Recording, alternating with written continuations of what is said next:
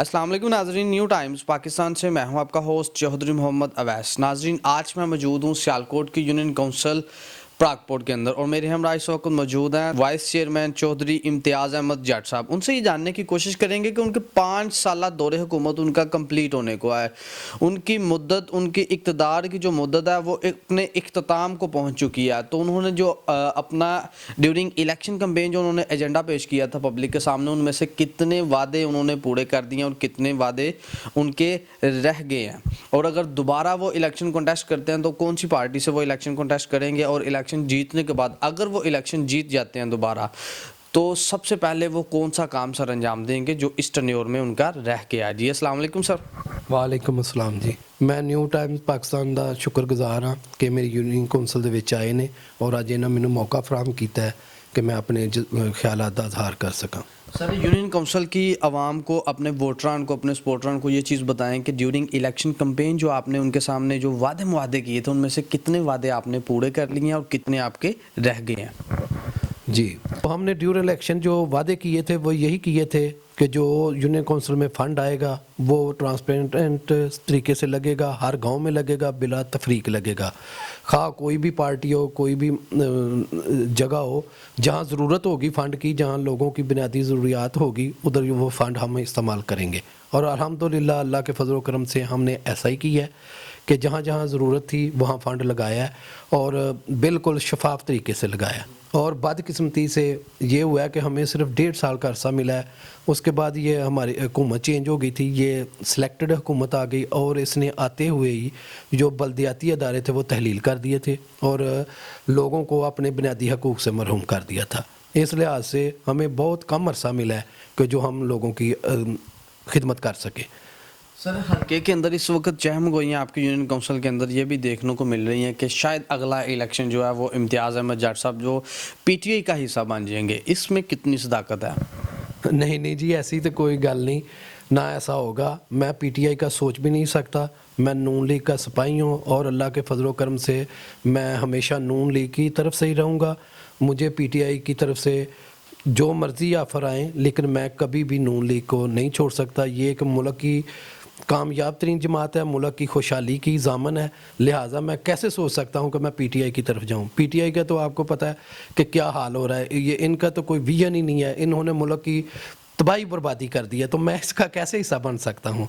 जबकि पहले लोगों को कुछ शक था, अब तो सबको हकीकत सामने आ गई है कि ये मुल्क की बर्बादी की ज़ामन जमात जो है ना पीटीआई है, इसने मुल्क का सत्यानाश कर दिया, मईशत तबाह कर दिया है। सर, आपको नहीं लगता कि मियाँ मोहम्मद नवाज शरीफ को इस वक्त मुल्क पाकिस्तान के अंदर होना चाहिए था और पाकिस्तान की जो अदालतें उनको फेस करना चाहिए था? क्या आपको नहीं लगता कि आइंदा इलेक्शन में इस चीज़ की वजह से PMLN को बहुत बड़ा एक नुकसान उठाना पड़ेगा, नुकसान का सामना करना पड़ेगा? नहीं, ऐसी कोई बात नहीं। मियाँ मोहम्मद नवाज शरीफ इलाज के सिलसिले में बाहर गए हैं। आपको पता है उनके साथ कितनी बेइंसाफ़ी हुई है, कितना उनको आउट करने के लिए क्या क्या करना पड़ा है। आपके सामने सारी ये हकीकत अब सामने आ गई है, सारी अवाम के सामने आ गई है।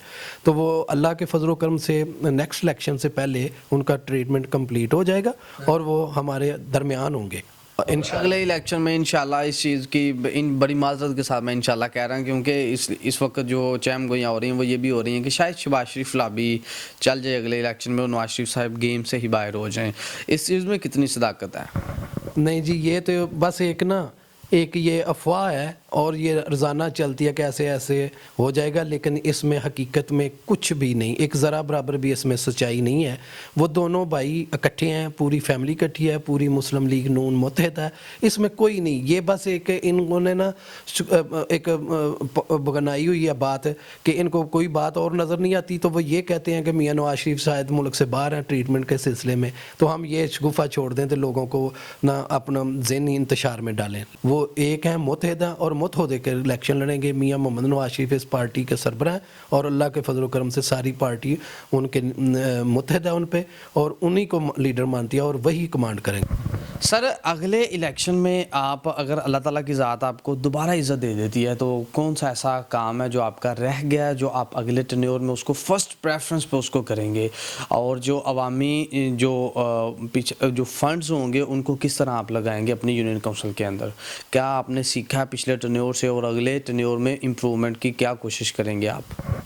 جی وہ تو آپ کو میں نے پہلے بتا دیا ہے کہ اللہ کے فضل و کرم سے ہمارا بڑا پلان تھا کہ ہماری یو سی جو ہے ایک ماڈل یونین کونسل ہو، اس میں عوام کو ساری سہولتیں مہیا کی جائیں، لیکن بدقسمتی سے ہمارا 1.5 سال اور چلا، اس میں جو فنڈ آئے ہم نے وہ لگا دیے، اس کے بعد ہمارے جو تحلیل ہو گئے ادارے، ہمیں فنڈ بھی نہیں ملا اور ہمیں سسپینڈ کر دیا گیا۔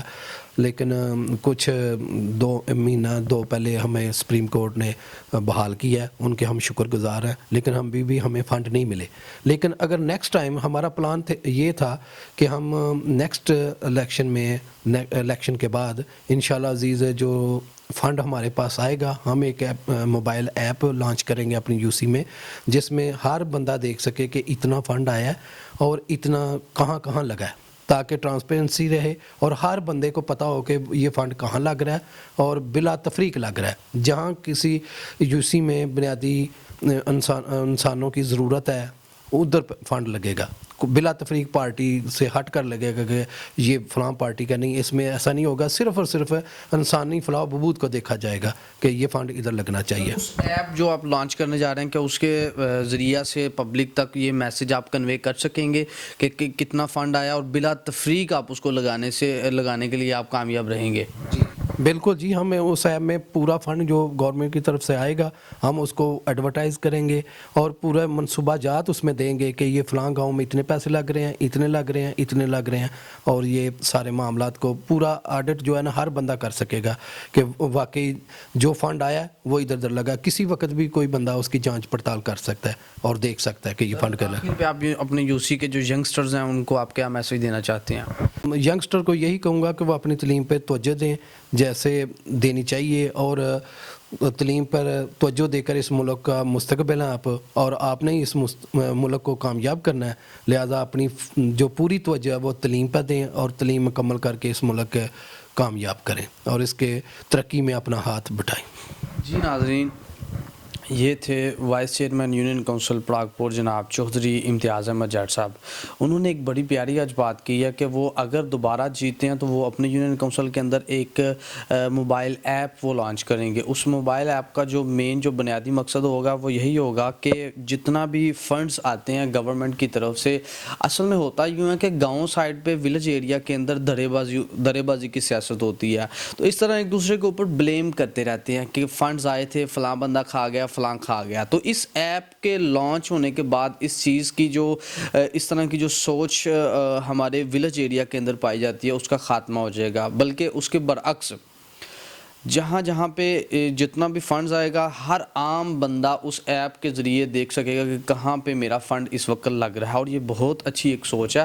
ہم تمام اس چیز کو اپریشیٹ کرتے ہیں، اور اللہ کرے جس طرح امتیاز بھائی کہہ رہے ہیں ویسا کر کے بھی یہ دکھائیں۔ اسی کے ساتھ ہی اپنے میزبان چودھری محمد اویس کو نیو ٹائمز پاکستان کی سکرین سے اجازت دیجیے۔ اللہ حافظ۔